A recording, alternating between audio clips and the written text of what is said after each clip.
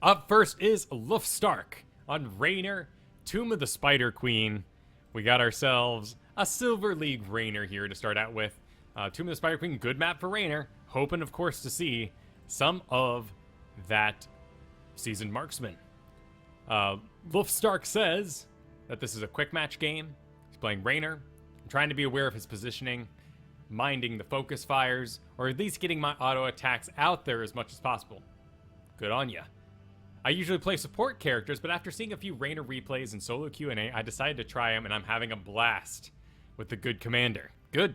Jimmy's a good guy.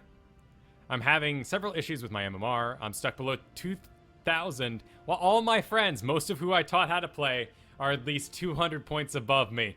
Oh, dude. I was born into that problem. You know? That's what happens when you have younger siblings. They do things faster than you. And it sucks. Like, they're reading, using the facilities correctly, because they have you to copy. So you're an influence to your friends, you taught them how to play, but sadly, because of that, they didn't have to go through the slog of learning you did, and they got to get out of their kind of placement-y matches in quick match with a better MMR. That's sad. But let's see if we can help you out with your Raynor play. Love your name, Stark. I hope it's a Game of Thrones reference, and I can't wait for the Starks to get dirigibles. Got ourselves a Butcher, Falstad, Diablo, and Sonya, so we're going support list. Okay, well, despite the power of Seasoned Marksman on Tomb of the Spider Queen, the power is that, you know, your whole objective is to lane, to get gems, you kill the things, to get the gems, you get stacks. It works both ways, but without any sort of healer, we might see you go that give me more, particularly with a Zero tool on the enemy team. Let's hide the mystery box. Still not using the sort of pro player replay because we're focusing on a single guy and working through him.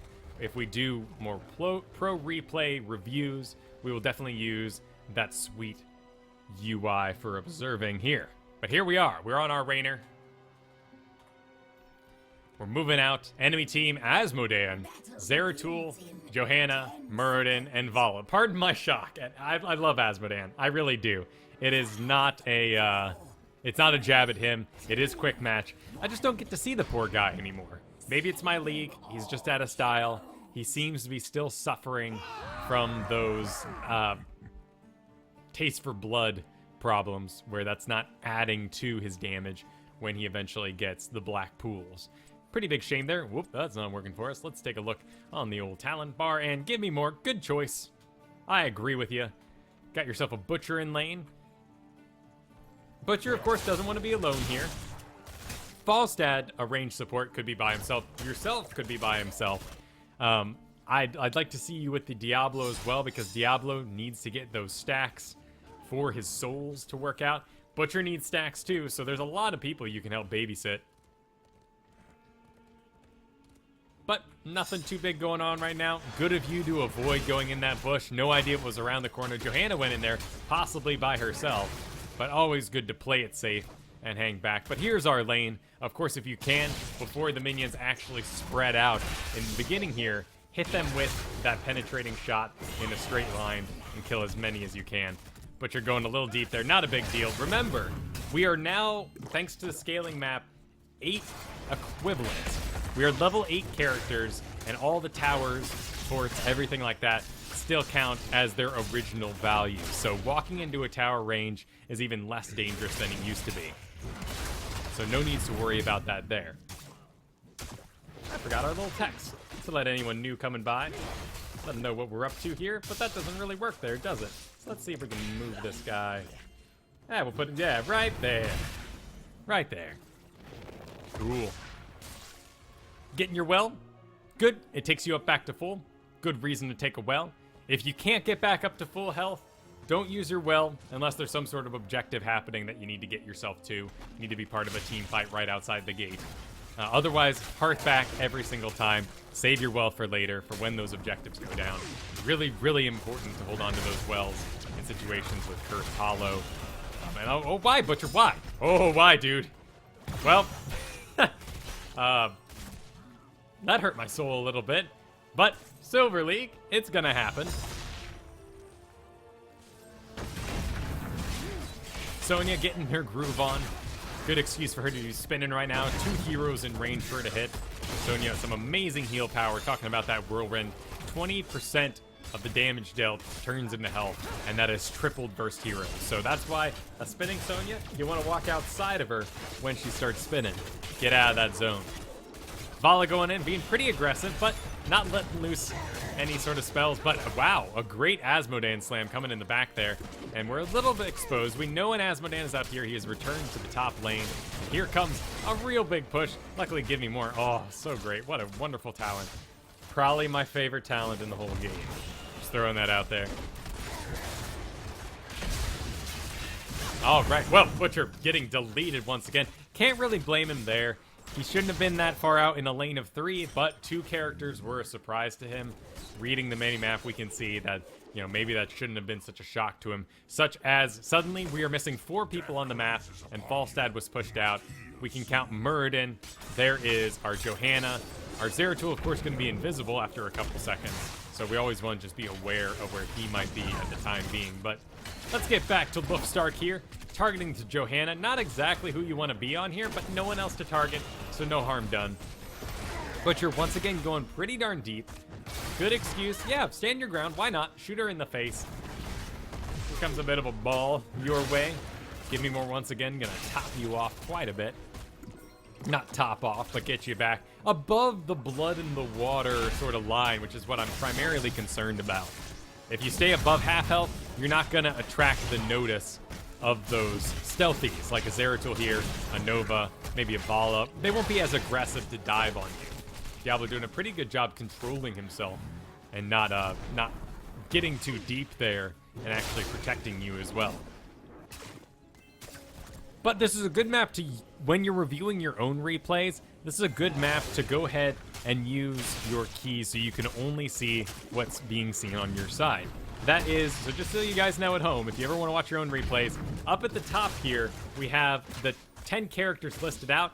Those are the characters 1 through 0. So 0 right now is Sonya. Number 1 is Asmodan. I can double click that, see Asmodan's play. I can double click Sonya and see her play. Though that's broken, we hit spacebar. It's not a perfect system, but does give us the ability to look around and cut off your own sight so you know exactly what this person's actually showing. Got our next talent here. Great focus attacks. Revolution Overdrive. Excellent. Your spec is spot on. Sadly, Sonya looks like she died there to a surprise Daniel. Something about when people just name themselves their names, it just... I know Garrett does it, but it's just... I don't know. Something about it just amuses me. Imperious Hawk is wailing on Lufstark. Looks like we're going to be okay, though, if we just keep walking. Give Me More again, making us survive through that huge amount of damage. Could have easily died on the back of that. But I'm really keeping my eye on this Butcher here. If I was the support, I may have cut him off by now.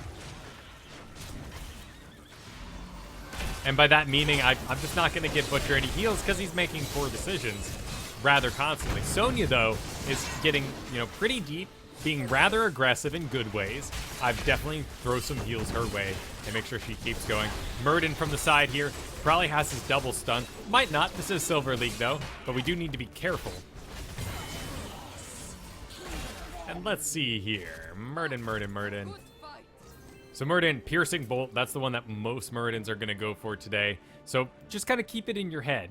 Until you reach the level 7 mark, if you are behind a minion wave, that Storm Bolt, you're basically safe. Let's say for instance, that we're right here. And Muradin comes running at us.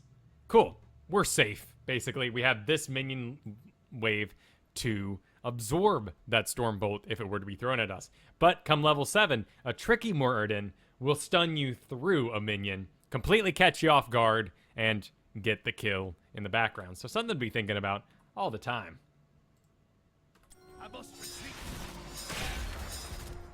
With such a lane-heavy map, why not choose the damage stack at 1? That's a great question for Batum. Here it's because we don't have any support. And in quick match, where we're supportless, more wacky builds are going to be okay. I wouldn't be surprised to see some, what we might call bad builds out of the Zeratul here. He actually went with the Seasoned Marksman, Gathering Power, and Searing Attacks. Very, very exposed. They have a double tank comp, so maybe that's why he made that choice. The other problem with Give Me More is if you take it all the time, you'll be very afraid to not take it, because it's your expectations, it's your muscle memory. You think you're gonna survive X, and you're used to surviving X. A bit of an odd move. I'm not sure where you went off to. Might have been a misclick. You end up walking out of there just fine, but there was a lot of potential there for that to go extremely wrong. I thought maybe for a second there you might be going around the back to maybe push them into the towers. That's a cute idea, still really dangerous.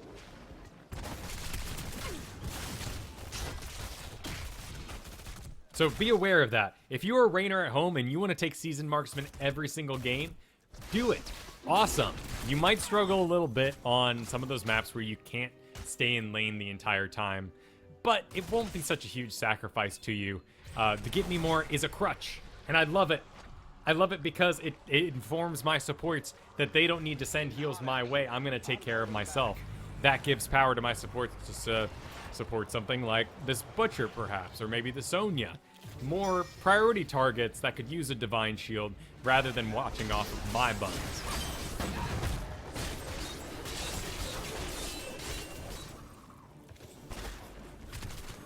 I remember that chat's talking about how when we used to look up Dustin Browder's tweet, we had to go through his log. I was doing that for the show for weeks, and now it's real easy. You got a good chance to just fire that Hyperion. Hey, you did it. Good. The main reason for this is, of course, it's going to attack towers, like we talked about last solo Q&A. A lot of that damage comes from the Yamoto cannon on structures. So casting it in this situation is a great idea. And we're just trying to keep our Spider Queen alive for as long as we can. And that gave some zone for her to push forward. Did a lot of it come out of it? Not really. But it was the first spider turn in. Up top, Butcher took a fort. Butcher is going to be amazing at taking forts. Any objectives that stand still, Butcher has amazing DPS against. That's why I like him so much on Battlefield of Eternity. More than any other map I can think of. But he's going to go down. You try to help him out. But of course, good on you for not sacrificing yourself to a Butcher. Hey, they left the coins unattended, though, with an Asmodan as your only stopper. Get out of there, but it may be coming around to you. But luckily, we can count 2 in the mid. There's Muradin, a little too late, and you end up getting out of there safe and sound. Just another orb.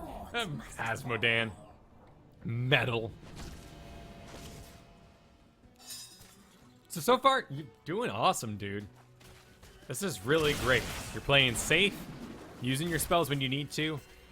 You don't have any mana problems as Rainer, and with a shot that you really only want to use situationally, when there's a good chance to either hit everything that's in a straight line, it's wailing on a fort, it's walking down the lane, you want to push someone back, that'll cost you 60 mana. Not a big deal, you're not using it every 20 seconds, I bet. Give Me More, costs nothing. Or Adrenaline Rush. But Inspire, only 40 mana, wail on it. I want to see it used constantly. 10-second cooldown with a 6-second duration. This should be going every 4, there should only be 4 seconds of downtime anytime in a fight. Good, you used it there, let's use it again. Pop it again.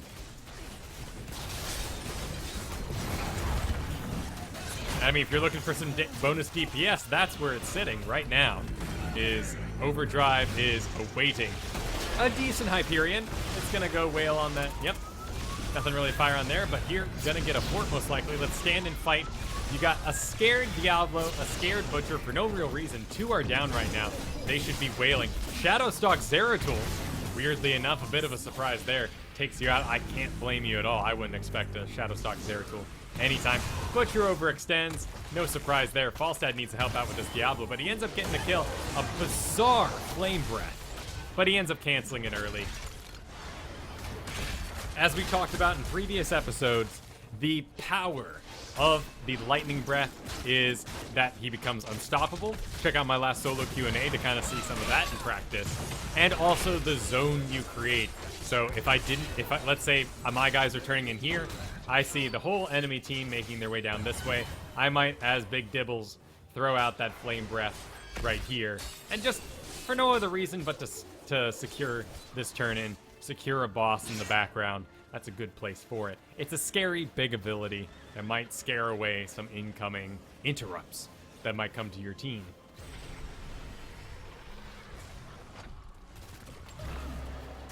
On Raynor, what situations do you go with what alt? That is a great question, Moppin. If you're new to Raynor, I would suggest going Hyperion every single game. Wow, what a save by the Falstad there, using the wind to push everyone off of Sonya. Sonya should say thank you for that. I would say thank you. Oh, the orb, oh my, wow. Okay, it's a lucky guess from Asmodan. Just guessing that she's gonna be here. Sadly, Butcher overextends in the background, and we're gonna go down. Nice playing it safe, dude. All right, to my previous comment, if you're new to Raynor, always go Hyperion. It's going to be the flat DPS increase. It's on a 100-second cooldown, which is really big, but you're probably not maximizing casting your spells all the time anyway, so a 100-second cooldown is probably about as often as you'll need it. Wow, another dot there on Falstad. This Asmodan is doing some work. But if you feel like you can control it, if you feel you have the macro available and the targets that will not take advantage of 2 new targets being on the field, I'm talking, of course, about characters like Sonya. Let's say, for instance, you go Raynor's Raiders. The Banshees come down, and Sonya's there. Sonya will spin all over your Banshees. They are additional targets. She is healed for 20% of the damage dealt. A Nubrax ult with Locust has a similar feature where the Locust will go out, deal damage, come back to a Nubrak, and give him the juicy health. So anyone that takes advantage of multiple targets, Kael'thas Living Bombs might not be a good situation either. You might accidentally spread them around. They're very easy to kill with single target abilities like that.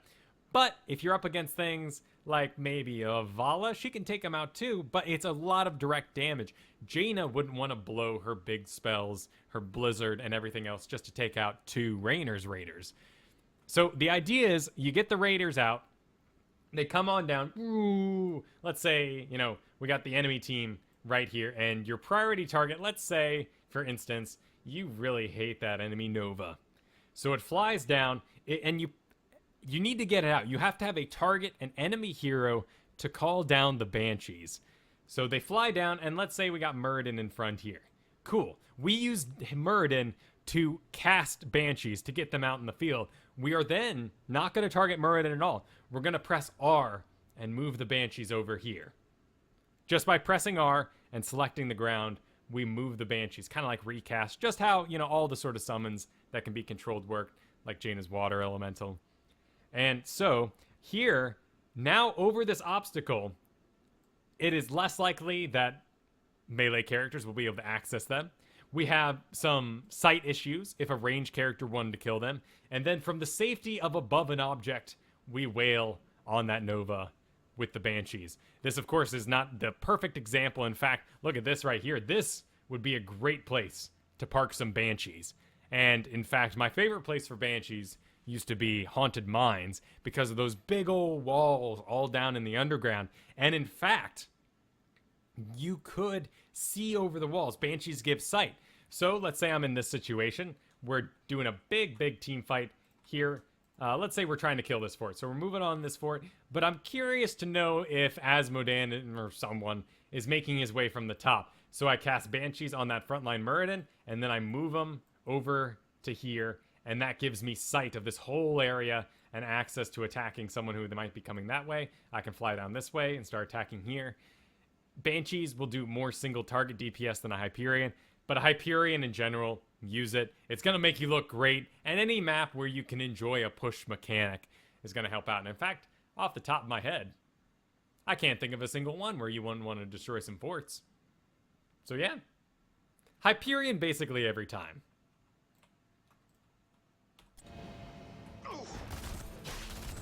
Oh, they know that Asmodan needs a dunk skin. I don't know what they're delaying on. Maybe the NBA doesn't want it, but there's so many things that, like, it's not like, are Easter people offended by the Murky skin?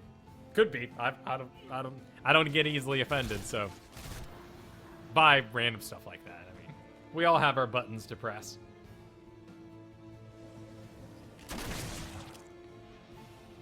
What that be?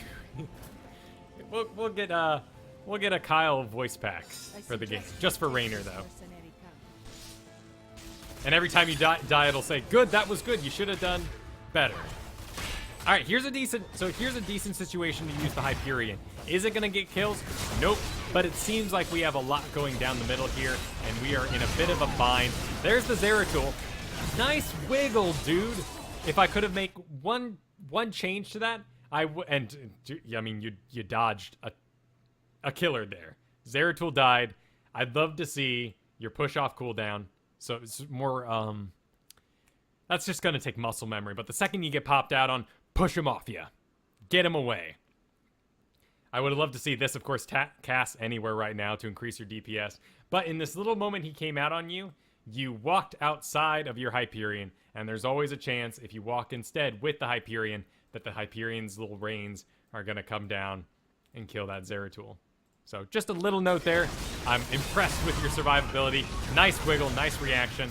Let's see that push come out from you next time. Looks like we're doing the giant killer build. We got we got Asmodan as well. So we got 3 great giant killer targets. I love this pick. Ended up going with the bullseye. Not quite as powerful when we don't get the second push. But hey, a stun is a stun. And we are lacking them on our team. So a big contribution there. Nice job. Plus the stun will interrupt lasers off the Asmodan. Our push interrupts all lasers until Asmodan reaches level 16, I want to say. What level is that? Good to keep in mind. He didn't even go for it. He didn't go for lasers. Oh well, it would have been at level 13.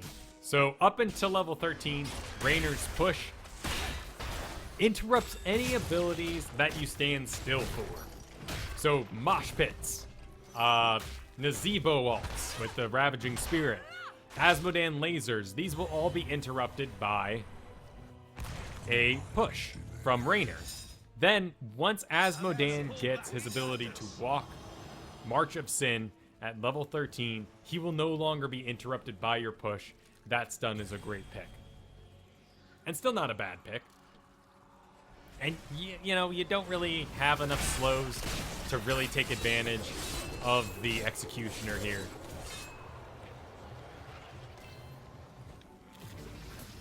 Cool, we got incoming spiders. Looks like we're pretty well grouped up.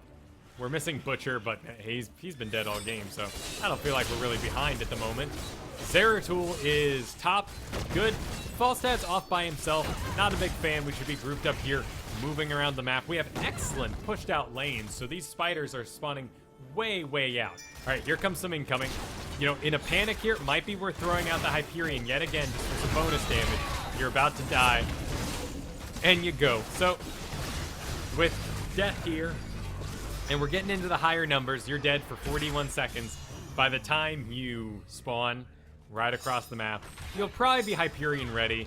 After that 16 minute mark works too, but level 16 mark, go ahead and just start casting the Hyperion whenever you can, whenever it's in range of buildings, because that Yamato cannon does the bonus damage to structures, and the little shots just kind of rain wherever they can, but we're missing out on a huge amount of siege damage if you don't take advantage of that Yamato cannon. A pointless push there from Falstad before that back sticks around too close. You know, thinking about the Zeratul, could have told you that was going to happen. But he wanted to be there. He was hoping. Butcher's in a very dangerous situation, hoping to come around the back. He's going to charge. He's going to do the Furnace Blast. Landing only on a tank, charging a tank too. Ooh, not exactly what we want to see here.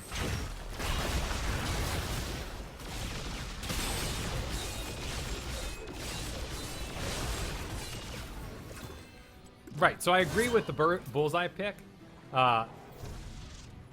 Stefan Hacks is asking, you know, why would I want to go Executioner instead of Berserker? A Berserker's okay, you know, particularly in a giant killer situation like this. I do like it. At a minute-long cooldown, I think it's a little long for what it does, but that's okay.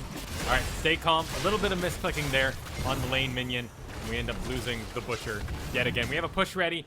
There's the overdrive. Excellent. Cool little pushback on the Zeratul right as he jumps out on you, but you've got no support here. There's very much blood in the water at that 50% mark, so this is when you need to start being concerned. even with Give Me More, it's going to attract the attention of people like this Muradin, who jumped out way beyond anyone else in his team. There's a very big slam. Nice job, Diablo, but that's going to isolate him. He's going to take a lot of laser damage. There's the bouncing arrow. I think he's a dead man, but he's still walking. Good job. Sonya is now drawing the line of combat, so we need to boost ourselves. Revolution Overdrive will get ourselves a 20% increase in movement speed with 2 heroes nearby. That could be just enough to join the Sonya up front, who's doing a considerable amount of tanking. Sadly, she falls with a stun. You get back, keeping yourself alive. Good on you.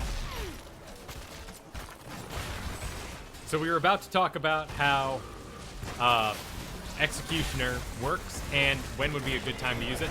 Jane is a great choice. I absolutely agree with you, man. If we can, you know, all that slow lasting for as long as it does, we can get a lot of bonus damage done in there. Diablo can provide a couple stuns for us, but not too big of a deal. And then, you know, ETCs are great. Mosh pits, firing into those will do a lot of work. I mean, if you can, coordinate with your Thrall. If he takes Earthquake, you might cause some serious chaos. I really like Earthquake. I'm a big fan of it. But he almost always goes to Fissure, and most players are adapted to it. They're prepared to cut the team in half, divide them up, and even then, Executioner's not a bad idea. They're stunned for a little bit. So just as long as you have some regular and constant slows on your team. In fact, we could even look at Falstad here and see if he ended up going with a slow. So Hammer slows. It does. It slows quite a bit. Might get some good Executioner in there. This is okay. We didn't really know how many people were going to be here. And in fact, we're creating a pretty large zone here. We're going to do a lot of extra damage. So let's get ourselves a push. Let's get ourselves that Revolution Overdrive. I think that's going to be sort of the crux of what's holding you back right now on the DPS meters is just Revolution Overdrive. And using the movement speed connects you with more auto attacks as they're running away. And that was a pointless time to use it. We had to use it earlier. And it gives attack speed to our entire team. Attack speed for Sonya means more rage. Attack speed for Butcher means more health. You know, there's very good situations. Nice targeting, a decent chance to stand your ground. I wouldn't have mind seeing Sonya spin through that whole biz. Excellent slam by that Asmodan once again. But sadly, you end up falling. And this is going to be a little worse for wear without you. They need those buffs you provide. Still waiting on your level 20. We'll see what you go with. Got a question. Does ETC still get moved when firing penetrating shots? So ETC's Mosh Pit is channeled by any push effect. So a grenade from Tychus or Morales, the push from Penetrating Bolt here, those will all ruin a ETC Mosh Pit. And ETC is in a bit of a rough place right now with the success of Tyrandas, because that's a real easy stun to land on an enemy ETC. And most people in the higher leagues know to hold out for it and interrupt the Mosh Pit when it lands. That's why we're seeing so much ETC Uther right now, is because someone has to sustain him through that. Diablo doing a good job blocking this off. A nice little wins too. That was really cute. I really enjoyed that. Butcher ended up falling to the boss though. In that situation, did Diablo bring more people top by showing himself on the minimap? Possibly. And in fact, there we grab a tank and we put him back into our team. The tank doesn't take advantage of the situation. He didn't stun anybody. Sonya needs to spin. Look how she can just keep going if she's spinning. But sadly, she's getting back too. Nice little stun there, or pushback anyway. But we got the Zeratul fall on us. A Revolution Overdrive, use your movement speed. It's every man for himself quick match, man. Don't worry too much about that Zeratul and trying to save that Nova. Just do what you can.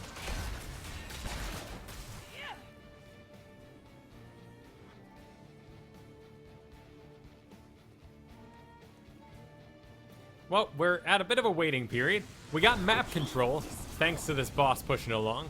Asmodan's, of course, going to do a ton of damage to that boss over time. Just able to lock on, and they're all on it right now.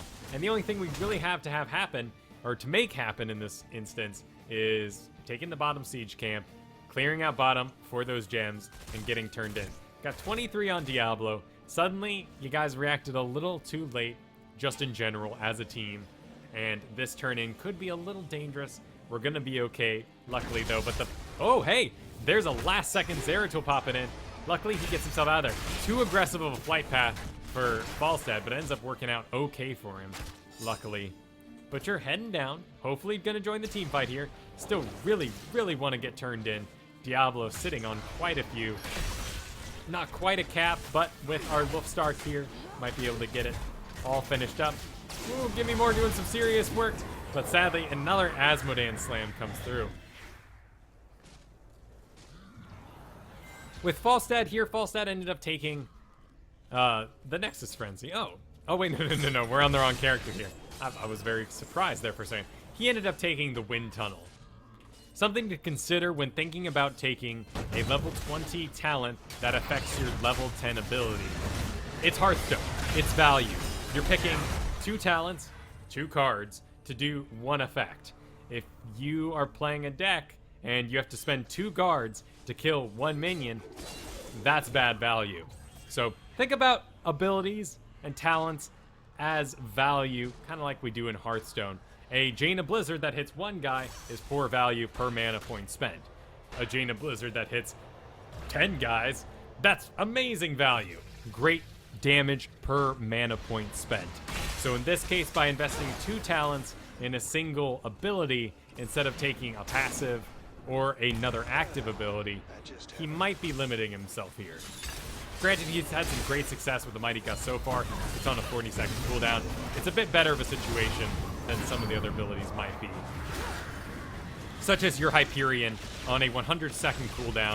It's not what we really want to invest in. And of course, you go for that Nexus Frenzy. We saw that earlier. So, not talking to you, Luftstark, but a good thing to keep in mind.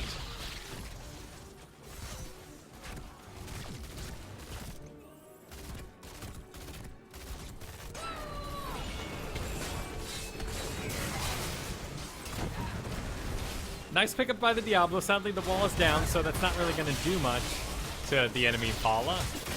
We've pushed out a Zeratul. That's pretty good. Yup, stand your ground, fight him, shoot him in the face. Nice job. Good job using your adrenaline rush there, too. Falstad flying around the top, hoping for... Oh, it misses. Would have been better just going in for an auto attack. You can do it, man. Clean up. There you go. Asmodan, really powerful push in the bottom. He's gonna bail, of course, before we can get down there to him, but we're still leaving ourselves with the Spider Queen wailing on the core. Not a big deal until the shield's down, but it will go down if we let that go. And now is kind of an odd time. We're 2 levels behind. We have bruisers, not too much else. We really need to win a team fight, get our XP back, hopefully win on the back of it, of course, after the level 20 mark. And we still haven't really seen Butcher do any sort of amazing moves, cleanup, or anything like that. Still down Sonya, but they're down 2 as well. And in fact, it's Vala and Zeratul. It's a comfortable time for us to get some real business done. I may even consider taking that enemy bruiser camp, just because there's nothing that's really going to pop out on us here. But we wasted the sort of duration of the Zeratul kill. We had to clean up spiders. There was a lot on the background. So let's get with the Sonya. Hopefully Sonya will activate soon. Seems to be sitting around the base. There you go, Sonya. Lots of damage coming in. Double tank, of course, doing a lot of disable. A blind on the Butcher. Very powerful. Of course, reduces basically all of his damage he can put out. And Diablo, as the primary tank here, is making the call for everyone to back. There's a dead... Oh, another slam. And there's another dead Zeratul. Woof. All right, we got Sonya, we got Diablo, we got Raynor. A pretty solid quick match threesome that might be able to hold us out if we can all just play smart. But isolating ourselves like this, not a good idea. Raynor, let's get with our whole team here. Getting a bit dangerous. Luckily, we have that top lane being pushed out. So that means that they will have to return to their base. They might be split pushed a little bit here. Looks like 2, 3. Do we have a 4? Nope, we still have 2 out on the map somewhere. There's Johanna. Zeratul's still missing. So not a time to be completely casual or nutty, but an opportunity to at least go support that bottom lane a bit, push out this middle lane while we wait for Falstad, who can fly right to join us. But ultimately, Butcher is the one we'll be waiting a long time on.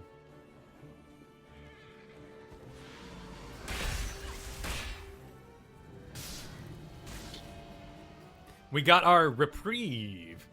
Oh, the Spider Queen has a name. Nethys. Nethys. Dangerous position to be in here. Everyone is up on the enemy team. Sonya, whenever she uses an ability, gets a little bit of movement speed, so that's better for her.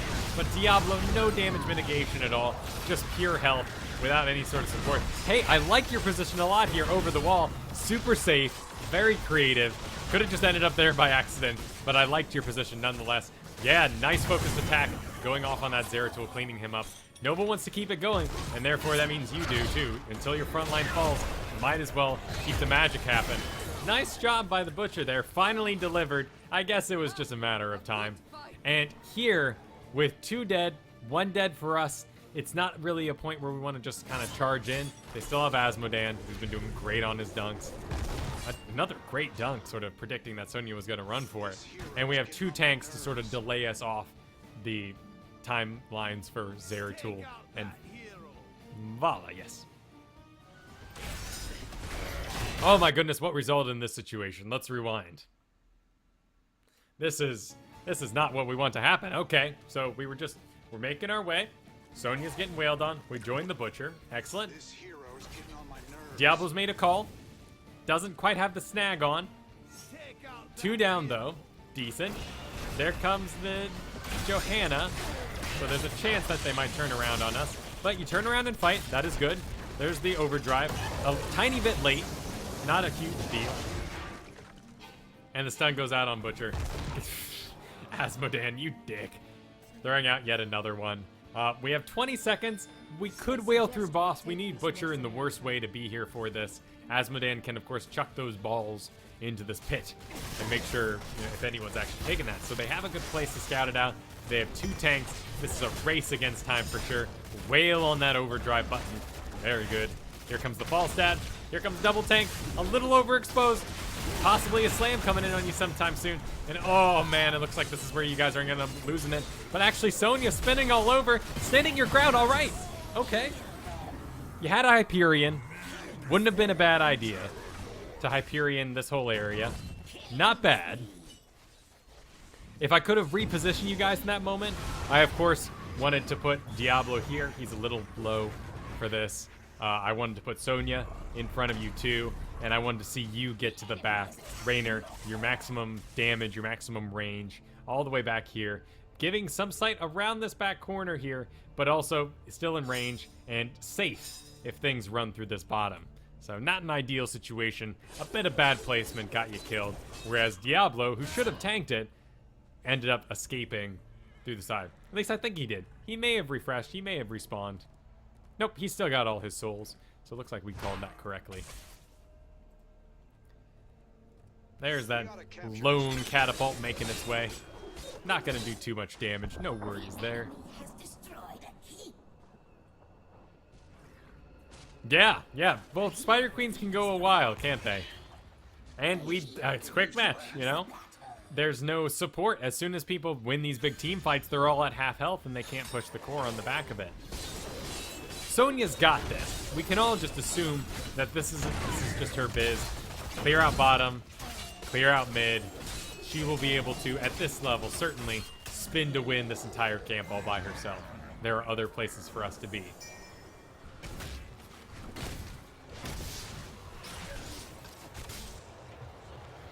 Bit of confusion. Butcher looks like he might be going for it. Of course, we're not going to trust him. He's died too many times. He's proven himself a fool. Gonna take a Hungering Arrow. Now he's attracted the attention of both the tanks, the Asmodan, and the Vala. Where's Zeratul? Probably right behind him. You throw out a Hyperion in hopes of helping him. In that case, it's not gonna help. It won't stop them. They're so full of camaraderie from killing. Oh, and then the Zeratul moves in on you with that Shadow Stalk. Still a surprise, not an ability we're used to seeing at all, so I'm not accusing you of falling to that by any means. You can take a look at some of your abilities. Looks like you had a penetrating round left, but ends up not being used. And of course, wail on that Inspire. Looks like we might be going down here. But in that case, just hold on to the Hyperion. You were about to die. You didn't know you were going to die there, but don't use it on a character that was just going to die anyway. If you are coming from World of Warcraft, particularly if you're tanking in this game, a lot of people have a tough time breaking that sort of, I don't know if it's a friendly mentality or if it's a anti-get kicked from the instance mentality, but tanks who play World of Warcraft will make really bad decisions pretty often. They'll jump ahead of the whole group. I think it's because they just expect themselves to survive. They're used to dashing in as a warrior, getting everything on Earth hitting them, and if anything ever hits anyone else in the raid, they're instantly dead. That's not how it works. It's about body blocking, creating zones for your DPS that are safe, and making sure you never, ever outrange your healer. Something that happens really often. In my own ETC games, Muradin, it's a good reason why I'm not very good at Muradin, is I will constantly jump outside the range of my healer and end up just exploding to pure damage waiting for me there. I like Diablo, but Diablo, I grab things first and then bring them back to my group with a push. So that was an older version replay. We do need to restart the game here, but any questions I missed in the chat during that we can address now. Looks like we are about to move on to Mirage's Tyrande, Silver League Tyrande. Let's go ahead and get that up on the board here whilst we figure this out and get all loaded in. Cool.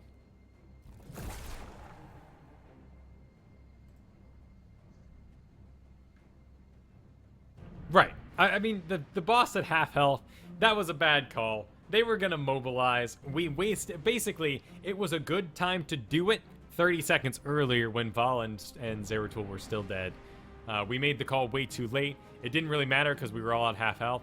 Butcher could have, for the most part, healed himself up off the boss using his brand, then taking advantage of the adrenaline rush that you give him for increased attack speed so he can get that one more hit in. That's all it takes. It has a duration. He does auto attacks and gets health back. If you give him any sort of auto attack speed boost, that duration is perfectly matched to his attack speed so he can get in a certain number of attacks. Any attack speed increase means one more attack for him, one more bit of health, and it really helps out a Butcher top off. Right, and in World of Warcraft too, like, healers will, well, at least I'm from BC raiding days where we would just wail flash heals or basic heals the entire time. Cool, we are moving on to Mirage. Tyrande, Dragonshire. Love Dragonshire. Such a great map. Great laning phase, great time to build stories with one another, get to know the enemy team, get to know our team, and then we move across the map, and then around that level 13, level 16 mark, we start to all group together and go for one shrine. And if you're the one listening to this, be the one to suggest it. As you get into the late game, make that call and say, one shrine. Bottom is my favorite, because the camera angle's up. You want to be watching, you can see incoming earlier, because the camera... It's a defender's advantage. You can see through the bushes upward. They're coming for you. Then you win the bottom shrine. You win a team fight with at least 2 of them dead. Then you split off. Someone runs top all by themselves because you have map control at that point. Someone can go for the dragon themselves. And of course, someone should stick around and guard that final shrine. Howdy, Gummy. Good to see you. Oh, we have an email. Let's see. It's going good. Thank you for asking. I was in your chat during solo Q&A number 26, saying I'd seen a substantial jump in ranks by abandoning support and playing assassins like Raynor and KT. I've climbed 9 ranks and counting in the last 30 days. Congratulations, that's awesome. That's what you need to do if you're in the 30s, in the 20s, basically until about 15. If you can, be the amazing DPS your team needs. Be that carry and carry your team to victory, and let other less skilled players be the tanks and the supports, because you can't tank and you can't support for bad players. So sorry everyone out there who is just loves supports, loves tanking. It's rough, but if you're going for pure Heroes League, having your assassin on tap is going to be the best way to grind it up. At any rate, he says, this game was pick 9 for my team. Okay, cool. So we are part of Heroes League. He picked Tyrande. because he felt confident about solo healing, as well as contributing substantial damage and utility. And then goes on for a bit of a spoiler, but basically Tyrael and Diablo kind of fought over constantly who was the main tank. So we never had a really good coercion in the group. Let's go ahead and close that mystery box for ourselves. And let's see, we got that Diablo Tyrande there. We got the Pyro on the Parrot. And Moose.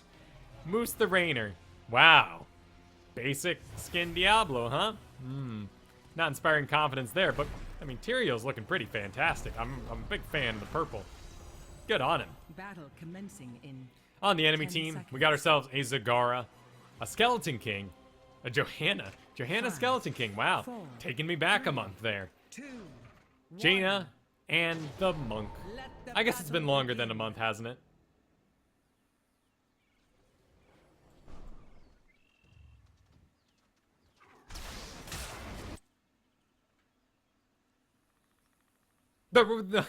Right, Articuno is asking, so what, no one heals that? No, that's not what I'm saying at all. I'm saying, if you feel like you are the kind of person who can win the game for your team, you should. If you are the one most concerned with grinding up, you should take it upon yourself to be the assassin. Train yourself in quick match, get yourself nice and good at it, and then take to Heroes League. And always first pick your favorite hero. And make sure they do high damage. And contribute to your team's winning. Don't support other people.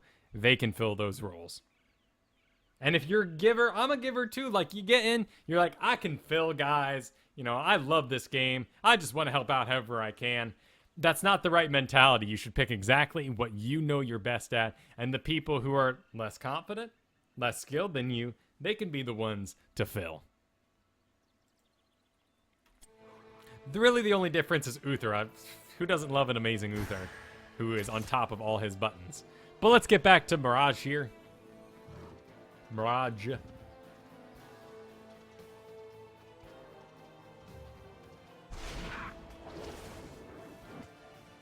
$50 games is a lot. They're talking about the winter event that's going to be happening. But hey, 50 games, that means that I would have the possibility, possibly, probably not, to make it on that leaderboard. You got to play 50 games in the month to do it. So that's a good incentive. Good incentive to try anyway. Let loose the Dragon Knight.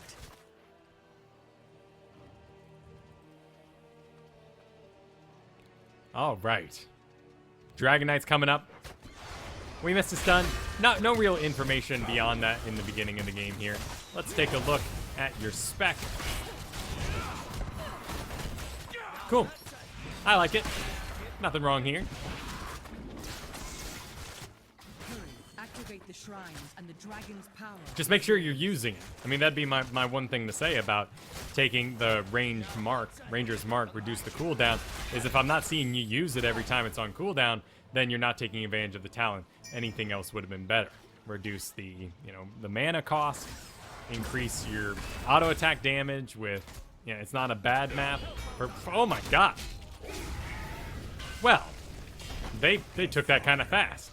And I'm still not seeing you take that Hunter's Mark, an advantage of the reduced cooldown. So a bit of a talent wasted so far. Let's see if we can clean that up later in the game. Here's a good chance for it, right? Walk around the corner. There we go. Bit of damage. With the reduced cooldown, I'm not so concerned about you using it without other people around. By the time we all re-engage and come together, it'll be off cooldown yet again. If you didn't take that talent, I would tell you to hold off and wait till there's actually people wailing on your target, so you actually do bonus damage, rather than just a little bit you got there by yourself. Very mobile Dragon Knight, but he's not accomplishing much. Got a tower here and there, gave him a bit of an XP advantage, but nothing too huge. Let's see what you go with for your number 4. Great little stun there. It would have been preferred if you held off on it until the dragon died, and then you deliver the stun on the character inside. There is a little bit of a delay. As soon as that dragon goes and like throws his arms up to freeze, you send down at that very moment. Cast it. It'll shoot up, come back down, and should be on the money.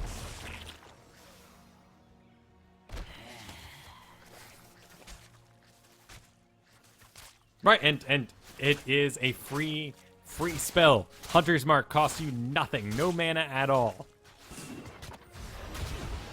So use it liberally on anything. Even this as she runs away. Whatever, you know? It's a 12-second cooldown now. Just use it. The goddess calls. It's kind of hard to tell with Tyrande, but it's important for you at home if you are trying to get into Tyrande.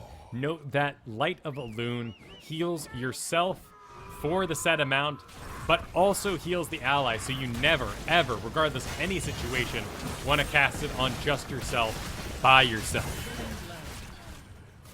You are wasting value there per point of mana. Cast it on a lane minion, it'll heal you in the background. Cast it on this fall stat, it'll heal both of you. That looks bad. Hit up a healing fountain, quick! Go, go! Soon the shrines shall awaken.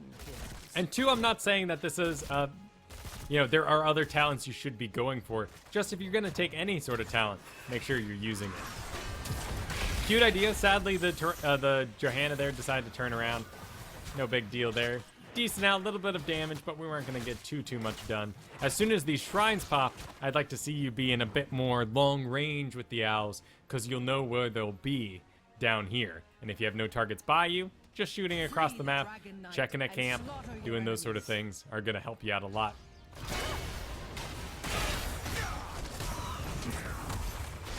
Nice little fight here going out. Bit of bonus damage. We're delayed here while we wait for our next cooldown, so stand your ground. Auto attack. We still have our protective shield. That's pretty good. Nice stun there. Excellent job. I must retreat. Glad I witnessed that one. So, a question in the chat from Burrito Rojo says, would it be better to take Celestial Attunement here so that we can have the decreased mana cost since we're solo supporting? It doesn't decrease the cooldown, though, or the power of the heal. And because you can manage yourself decently with mana, as long as you're communicating well with your group when you might be out of mana. I mean, think of Morales. Morales has horrible mana efficiency. Amazing heals, right? I mean, her Q is an ultimate worth of heals. It's incredible. But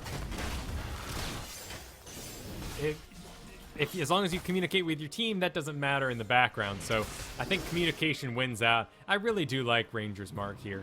Just want to see it being used on cooldown, basically. So fight's breaking out in the middle. We ran into a bit of a monk in the middle here. No one to assist us. Sadly, we use that heal just on ourselves. No matter what, man, just keep on walking. Take advantage of that value. Land on Diablo, a lane minion, anything. Just don't cast it on yourself. Just kind of make that rule for yourself. Nice job in the bottom there. Not a bad idea. I mean, we got Diablo here. He should probably be the one to slam out with his fire and get rid of some of this creep. We can use our Lunar Flare. It's on a short enough cooldown that it's not a horrible waste, but other people should be taking care of that. Went with Shadowstalk.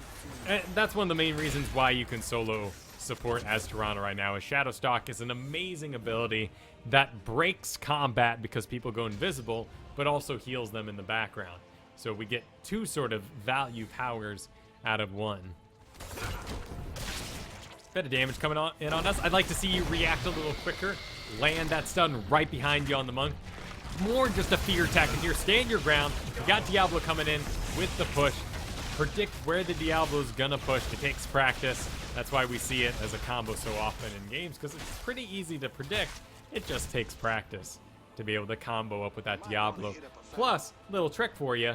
Whenever Diablo does a pickup, let's say we got our Diablo here, and he's gonna pick up Monk. When Diablo does his slam, it goes over his body, but maintains the overlap inside Diablo. So, when Diablo goes to, and you hear him go, yeah, and pick up a character and bring it over its head, all you have to do is aim your stun right on top of Diablo. You don't have to aim in front of him, where the character was. You don't have to aim behind him to predict where he's going to be. Shoot it right on top of Diablo. It'll hit. It's fantastic. Makes things a lot easier. And people forget Hunter's Mark all the time. I forget to use Johanna's Iron Skin. I don't own Johanna, but when I got her to level 5, that was a huge issue for me. And being able to make that nice bit of damage there on the Jaina. Excellent delivery. Remember, land that heal on anything else but just yourself. Maybe that Tyrael got a little bit. Hey, nice sanctification, though. We got another Hunter's Mark coming in. Let's just use it. Clean up anything. Put it on that Skeleton King. Tyrael wants to keep going. Another heal looked like used on yourself. It doesn't matter. Cast it on the Tyrael. He won't need it, but just for muscle memory and value sake, just do it.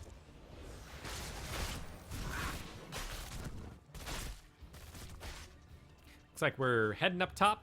Tyrael's continuing to wail on the bottom. He's going to be okay as long as Zagara's down, so we have a bit of advantage here. I don't even like Falstad taking this little stop. He needs to get up here, or he shouldn't be here at all. But he has flight. He can always regain a team. He won't be able to beat Johanna all by himself, though. So we're holding the mid. Good place to be. Land those heals. Excellent. Raynor is topped off past that sort of dive mark like we talked about last game. And now we have our throwdown moment. Oh, in a rough little spot. Hopefully Diablo will get out in front of us, but nope. Oh, an entomb. A well-landed entomb. We use our ultimate.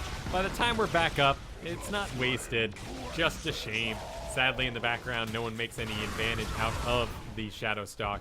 Yet again, seeing those wins. It's a good talent. But with double tank and lacking heals, I would like to see you guys take more pure damage. In fact, let's take a look at the board here and see. Zagara up top. Actually, we're doing pretty well here with Falstad and Raynor. Big fall down to Raynor, though. Haven't really been watching him, but some issues there. But any sort of damage the Falstad can bring is going to be preferred over a push. In that double warrior comp and a double support comp, I just want everyone else to go pure damage. We already invested our characters into utility. Another Shadow Stalk goes out. Not bad. We regain some footing on the back of it. We heal up some lower health heroes, so they have the motivation to keep going. Falstad takes himself top. Gonna clear out the top lane. And we are gonna go join the Tyrael in the bottom lane. Nice little teleport there. Good chance. We got, oh, nice baller sanctification there. Nice using protective shield. I was just about to get on you a bit for not using that earlier.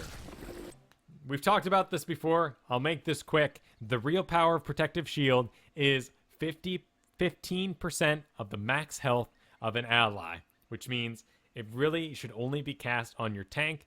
Cast it early, cast it frequently on the tank as he engages, or if you're a little late, just as soon as he's in range. That means, here's your heal. 15% of your total health is now a shield, Diablo. My heals are for my squishies, the ones that I built confidence with over the course of the game.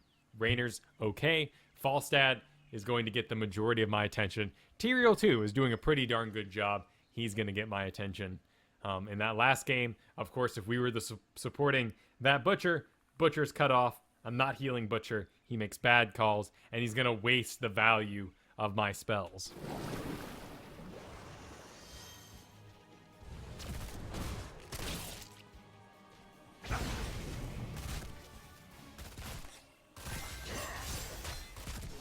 And I agree with your answer here. So we're talking about when to use Shadow Stalk. And disengaging is, of course, great in the middle of a fight. When your characters are still engaged and planning to keep fighting, the stealth advantage is just going to be wasted because everyone will just attack and break the stealth once again, not take advantage of that by any means. And, of course, ganking. If you can all work together and hit Shadow Stalk, even in a situation like this is pretty stellar. Because you guys move in together on the back of it and take advantage of that little bit of stealth to get yourselves through the bushes and engage here. A little bit of panic, stand your ground. It's a rough time to do it. And here we go, some of those cooldowns come off a little bit late. Actually, let's watch that one more time, because there's a lot that happened in there. The panic, though, is one of my bigger concerns. And, yeah, let's go back a little bit farther. Cool, here we are. We know they're down there. We use the stealth. We head in. Cool. Great stun. Skeleton King lands the entomb. pretty soon, locking the rest of the enemy team out. But Tyrion's on the pad, and we're already through all our spells. So just a bit bad luck. Sadly, if we can get a kill here by any means, we'll be in a good place. There's Skeleton King. Hey! Alright, so it ended up working out for us. We trade a tank and a DPS for our healers. I guess a bruiser in this case, since Johanna is also there. But not horrible. But in that case, you were possibly going to die anyway. Stand your ground. Don't panic. It's very hard to do. I mean, you can look at my last solo Q&A. I panic on Raynor. It's a muscle memory thing. It's a focus kind of thing. Just keep telling yourself, much like I did when I was playing Diablo, saying to myself, I will not grab Johanna. I will not grab Johanna. Just tell yourself on these ranged DPSs, I will not panic. I will stand my ground when things pop out and surprise me. I am prepared to push. And why not hover over it? There's nothing stopping you unless you're using certain, settings from just keeping Lunar Flare out and constantly positioning it just in case a good situation comes up for it. That was a good one there. If we can just land that killing blow. Sadly, Falstad a little too reserved. What are you holding off on, Falstad? That dive forward a bit too late to actually make anything happen in the background. Now not taking advantage of the mighty gust, but this is all panic. He's driving me nuts. Falstad, attack, auto attack. It's your powers. And instead, we end up waiting. We're out of range. Nice heal, taking that onto Falstad, but Falstad losing some trust. What are you? You're out of mana, but you're an auto attack hero. I mean, you could be spec'd. He could be spec'd for. Wow, that music's pretty wacky. I didn't know the skin had so many wacky features. But he could be going a build that made him a spellcaster. It does happen. Nope, Seasoned Marksman. Vampiric Assault, I hate that talent. First Aid, okay, that's okay. First Aid's okay in a solo Tyrande support game. Giant Killer's fine. Raynor throws out his Hyperion. Great bit of damage there. We actually clean up the Johanna. Always a bit of surprise for any team when Johanna ends up falling. And we get sort of back in line. We're doing all right. XP's back flowing. Falstad abandoning that top. Not that he had to be there by any means, but just sort of odd what he's choosing to do with his free time. We don't have a specialist in this game, so Falstad with his movement ability is really kind of making the most of his solo capabilities, and I don't quite agree with his choices. A worthy sacrifice.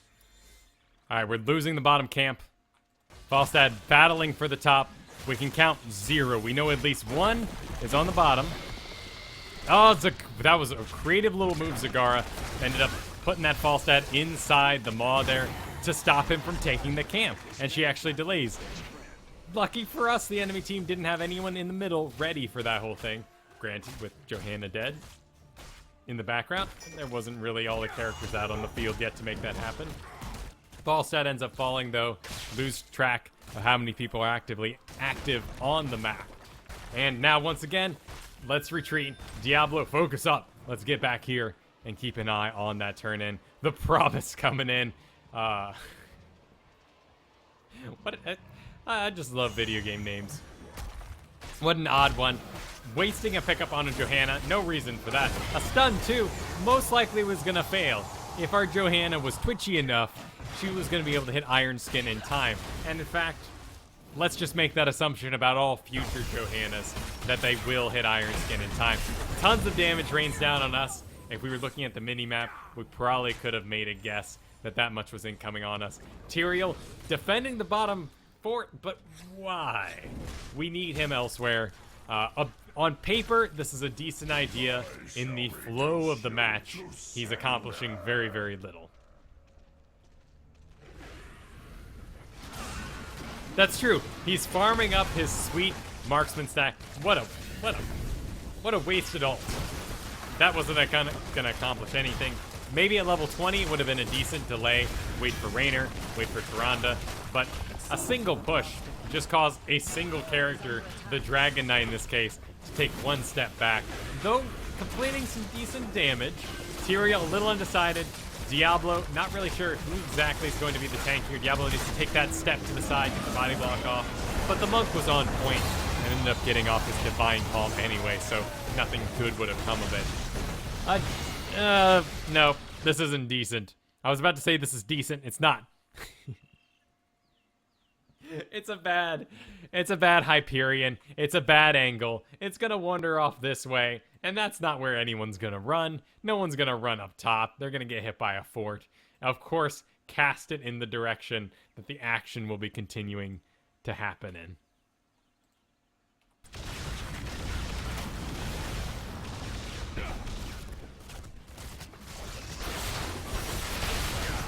And let's be fair here. The Falstad's putting out some decent damage as far as our team goes. But he needs to be more on point because we have the double tank invested, making him extremely important as a character, as our sort of specialist, like I mentioned. Raynor is actually taking the top. Hey, no problems with the top damage Raynor at all. But still, an opportunity for Falstad to be in a bit more fights, do a bit more damage. Let's go ahead and unselect him, though. We're going to go Hunter's Swiftness. Allied units gain movement speed. I would not go for this particular talent just because of what the game has informed us. If we're pulling off sick ganks all the time, we're really, really organized. We just have a good coercion in a more solo queue environment. There's arguments, certainly, for Hunter Swiftness. 40% movement speed for 8 seconds while using Shadow Stalk. That's pretty hot. That it does not mean while they're stealth, just straight 8 seconds of 40% movement speed. But we've got Storm Shield here, and Storm Shield is going to save lives. How's it going, Tweet? Nice duck.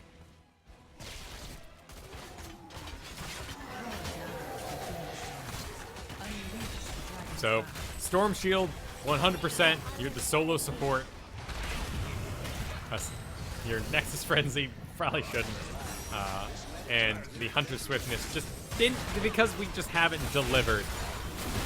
Diablo not really taking advantage of Lightning Breath's power. He ends up being too low health by the time he actually uses this, and he's going to fall to anything on Earth. Yep, a Hydra and some Monk Punches are enough. There's a nice Sanctification actually cancels out the Zagara, pushing Raynor outside of it slightly. Good to know. You're pushed out of the top here. Let's actually see your own, because we are talking about Mirage here, and his own personal positioning. So let's see, where is Mirage? Oh, we're coming from the top. So let's go back even further. Lost track of you.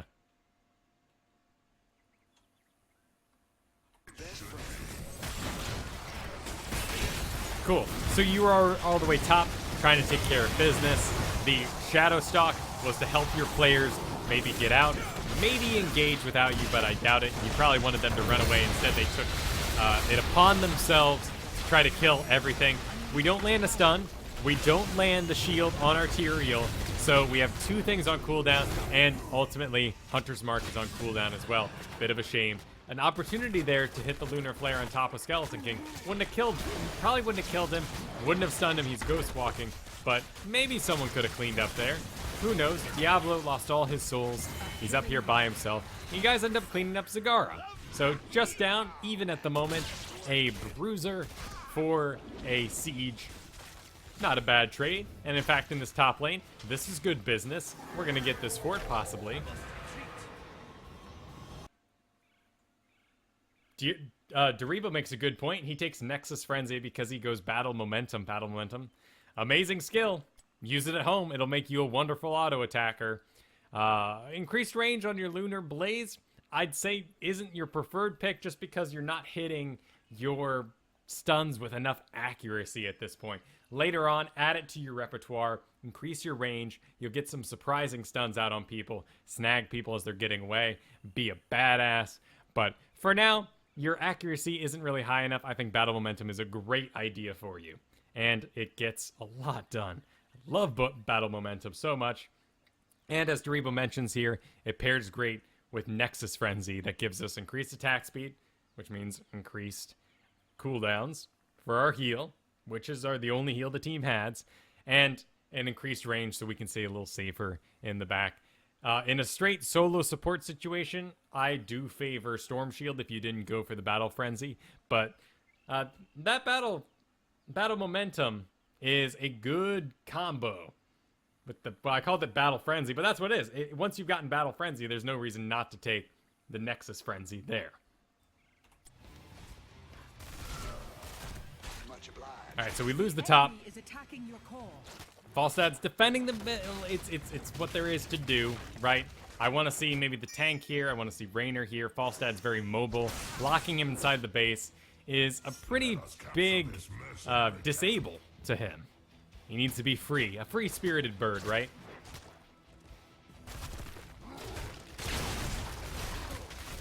Get in the camp. It's what we can do. We have control of the bottom. This is great. This is what I was talking about before we even started the game today. By taking one of the shrines all together and then moving out together to get a team fight, we're in a much better situation. Stick together, though. I mean, we have to here. Otherwise, we will be in very big trouble. Wow, they're all just sitting right there. What an owl. Incredible owl. Revealing everything there. They, of course, break their nice little gang. Level parallel here, so it's not a bad situation. A okay Hyperion still should go directly down the lane, missing out on a bit of damage on that fort. Diablo outranges the healer. You're just Tyrande. You're not going to be able to put out a ton of heals onto him. And, well, you end up losing there. You get held on by the Entomb. Awesome invulnerable there by the Tyrael. That was a really cool move. Nice job understanding that it was going off too and getting to the very back there where it could help you up. But sadly, ends up getting cleaned up, and you end up having to get pushed out of here. They should win on the back of this. This is a win condition. 2 dead. Your full team's up. No one's below half health. You're past the 20 level mark. They're gonna go get a dragon shot, the dragon shrines, giving time for Diablo to come alive. And the tier, yes, he's doing amazing sanctifications for sure. But sadly, much like we talked about too at the start of the game, tanking, supporting, it's not gonna carry your game to victory. Despite his amazing moves here, he has been off by himself for quite a while, though his sanctifications are rather on point. He's only got 8 seconds till his next one too. Diablo's back up. That's good for us. Currently 4. Where are we missing? There we go. There's the last straggler. Lots of damage coming out on Tyrael though, and sadly he falls before he can even use his sanctification. Raynor trying to do what he can. Gonna be able to kill the Dragon Knight here. Nice Shadow Stalk. A bit of an emergency situation. Decent healing though through all this. Stasis goes off, holding on to your 1 tank left. Nobody falls in the meantime, but Diablo's of course a dead man here as the blizzards come down on him. And the whole team is just kind of falling apart at this point. Their damage is too high. More that Diablo is overstepping everyone constantly and not surviving, nor is he using Flame Breath to dodge CC. He's just using it to do damage. And that's not the mental philosophy you want for this sort of thing. Core is under attack.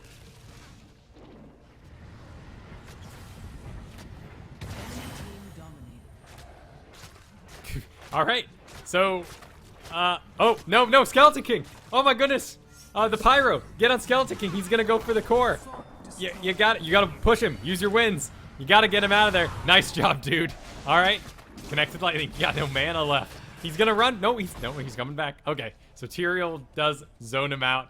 A bit of fear there to chase him off. So Skeleton King runs for it. He gets out.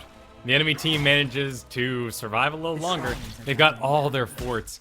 Nothing bad's gonna happen to them anytime soon. And with 6% left on the core, it's a pretty rough spot to be, but Bruisers are gonna help you regain some map control on that top lane. You still have top and bottom in the way, that's good. You got walls up, got towers, got your forts. Taking this fort is a little bit of a risk. Everybody's up. There's a good chance this might be where they're coming for. No shrines at the moment, so not a bad time to be out on the map. But Diablo just back. We really need to group. Raynor's taking a lot of damage there. Let's help him out. Let's keep him topped up. Stop him from reaching that blood in the water point of 50%. A little bit dangerous, though. Here they come. They're going to dive it, and they have the power for it. with the double tank and the Zagara. They have to be stopped right here and now. Falstad, actually, with his wins, is probably one of the few ults we have that can really save this game. And there it is, an excellent maul. Oh, Baneling's going right in, lots and lots of damage there. A decent push, but the Blizzard comes down twice on you. You walk into it, and you walk back out of it, and ends up falling for you. Only support is down. Diablo, Tyrael, not going to be able to clean this up too well without you. Falstad still doing decent damage. Raynor a little too scared in the back. Again, not the time you want to be using this Flame Breath. I mean, you could have killed the JoJo. That's not really going to stop him. In fact, Zagara goes down. That's sort of your prime target here. What, Tyrael continues to make it happen, actually, out in front, using his teleport to get back. Zagara, Jaina, our primary targets here. Deleting Monk would be fantastic, but nothing's easier to Divine Palm than yourself. We can assume that the Monk would keep himself going on the back of that. They're pushing in. See if we can keep him off him.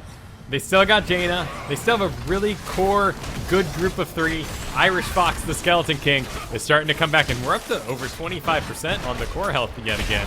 So this isn't as insane as it once seemed. And in fact, Diablo, anything, no, a stasis. Wow, that was a clutch stasis. Skeleton King's going at it all by himself as the rest of the team is pulled away, chasing the Monk. I mean, Skeleton King's not going to be able to kill this whole thing by himself. That's just silly. Nice Hunter's Mark there, too. Nice standing your ground. Granted, even while he's ghosting, that Drain Hope is continuing to give him life. Break it with that little stutter step back, and then re-engage in the front. Tyrael's a crazy man. He can't wait to kill the Skeleton King, though. And actually, you guys are gonna... Oh my goodness, are you gonna take a dragon? Your first dragon of the game? We need to stop wailing on the Skeleton King. We're gonna get him, right? No. Yes. Okay. Cool. Wasted Flame Breath. And Diablo just doesn't know when to use it. He's got the neutral skin. I'm assuming he's pretty new. Just playing with the meta at the moment. Fight looking like it's going to break out. Not where we want to be. Any area effects, Blizzard, all of our circles, Maw, everything fits so perfectly onto this bridge. If you're going to push one lane, don't make it the bridge. It's too much of a choke point. Way too easy to defend. Looks like Diablo's going to fall to a nice Blizzard there. And we have a chance to heal. I'd go ahead and heal yourself up. A little bit of damage here. No point running around. Go ahead, heal yourself up, heal up that. Even in this situation, just because you're kind of out of tanks at the moment, throwing out that protective shield onto the Falstad, not a bad idea.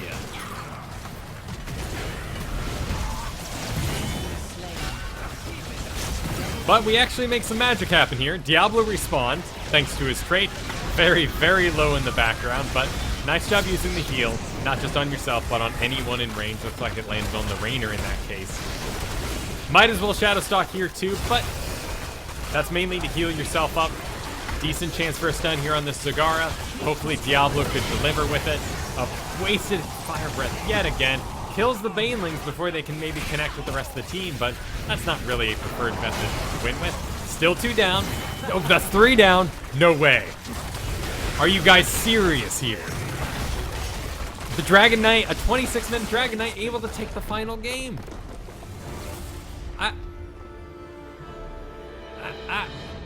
Victory. Well, I mean, good job, dude. Nice job. All right, well, you ended up pulling it off. Use your cooldowns. Use Protective Shield. When engaging in fights, use it on tanks first and foremost. Never heal just yourself. Heal a lane minion. It doesn't only target heroes. If you don't go for that battle momentum with the Nexus Frenzy, grab that Storm Shield. It's a huge, huge power-up, particularly in a double tank situation.